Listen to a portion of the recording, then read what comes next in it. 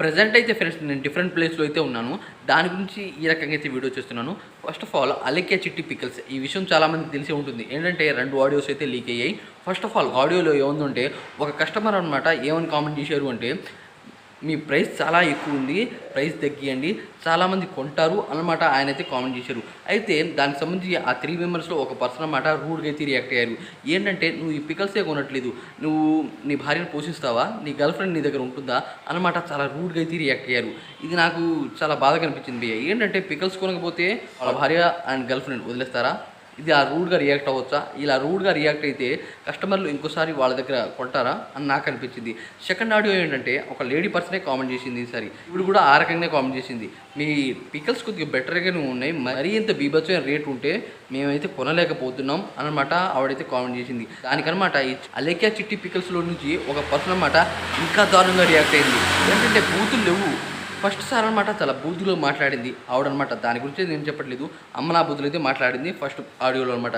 Second audio ఇది. Second ఆడియోలో ఏమని ఉందంటే, నువ్వు ఈ పికల్స్నే కొనట్లేదు, నువ్వు ఎందుకు పనికిరావు, అదే కాకుండా నువ్వు ఇళ్లలో పాచి పని చేసి బతుకు అని అనమాట ఆవిడ మీద చాలా రూడ్గా రియాక్ట్ అయ్యారు. ఏంటి భయ్య, వాళ్ళ బిజినెస్ అనమాట ప్రమోట్ చేయాలి అంటే ఆడియన్స్ అంటే కస్టమర్లతో అనమాట చాలా క్లోజింగ్ ఉండాలి. ఎంత క్లోజింగ్ ఉండాలి అంటే మన పికల్స్ అనమాట ఇంకా బీభత్సంగా సోల్డ్ అవ్వాలి. కానీ వీళ్ళనమాట ఈ రకంగా చేస్తే ఎవరైనా కొంటారా? అదే కాకుండా దాంట్లో ఏదో కలుపుతున్నారని రూమర్స్ కూడా వస్తున్నాయి. ఈ రకంగా చూసుకున్నట్టే వాళ్ళ బిజినెస్ అయితే క్లోజ్ అవుతుంది, ఇది అందరికీ తెలిసిందే. కాకపోతే ఇలా చేయడం కరెక్ట్ కాదు, రూడ్గా మాట్లాడడం కరెక్ట్ కాదు. ఫస్ట్ పర్సన్తో అనమాట అమ్మనా బూతులు అయితే చెప్పింది. ఇది నాకు చాలా బాధ అనిపించింది. ఒకసారి భయ్య మనకి ఏదైనా నచ్చిందంటే మన దగ్గర డబ్బులు లేకపోయినా సరే డబ్బులు పోగు చేసి మరి దాన్ని అయితే కొంటాం.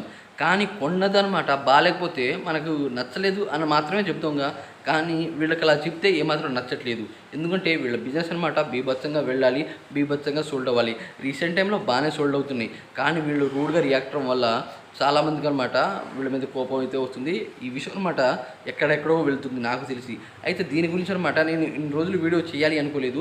రీసెంట్ టైంలో ఈ రకంగా వీళ్ళు చెప్పడం వల్ల నేనైతే ఈ వీడియో చేశాను. ఇక ఈ విషయం గురించి మీరు ఉంటారో కామెంట్ చేయండి ఫ్రెండ్స్. అదే కాకుండా ఇంకో విషయం ఏంటంటే, వీళ్ళు ఈ పికల్స్ బిజినెస్ పెట్టడానికి చాలా కష్టపడ్డారు, ఇది తెలిసిందే.